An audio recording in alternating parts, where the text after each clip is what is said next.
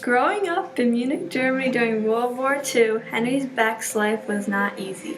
At the start of the war, many children didn't understand the magnitude of the war and seriousness of it.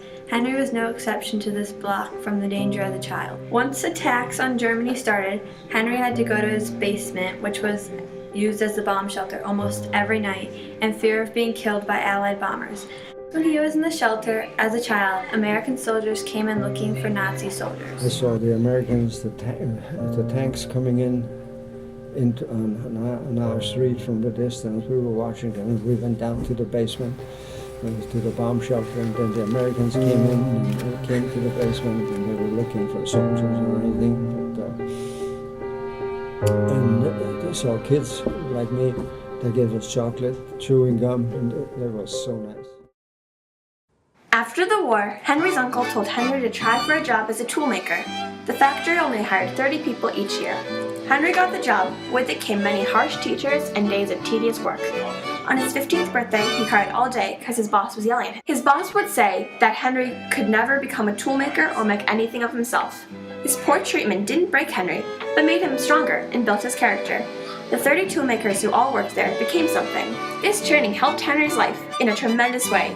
Henry has a good work ethic, amazing character, and an understanding of machines and their uses from this experience. Henry decided that he wanted to see the world after working with the factory for a while. He asked if there were any available jobs out of the country. His boss said there were jobs he could take in Brazil, teaching workers how to use the machines that his factory used. He stayed in Brazil for 2 years. Once he went back to Germany, he asked for another job out of the country. His boss offered jobs in other European countries and one in America. Henry chose to come to the U.S. Henry broke away from German company and started Beck Machinery, a company that sells prestigious European machines. His wife came to the U.S. and started a family consisting of 3 boys. Henry Beck started Tessie Plastics because his oldest son was academically inclined, but Henry knew that his son would have great success in mechanics.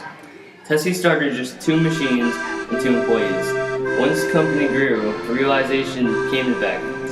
He would have to sell Beck Machinery in order to keep his house and Tessie Plastics. He decided to sell Beck Machinery so Tessie could prosper into the company it is today. Today, Tessie Plastics has over 850 employees just in Alfred. In China, over 300, and in Virginia, over 250, all working in exceptional conditions. His middle child, Roland, is now the president of Tessie Plastics, and his oldest son runs a factory in Virginia. The factories are very technologically advanced. A 5-part plastic container can be put together in about a quarter of a second by machines. Henry Beck has learned so much from his many years of working in factories and owning his business. Piece of wisdom, never give up. You look great. Never.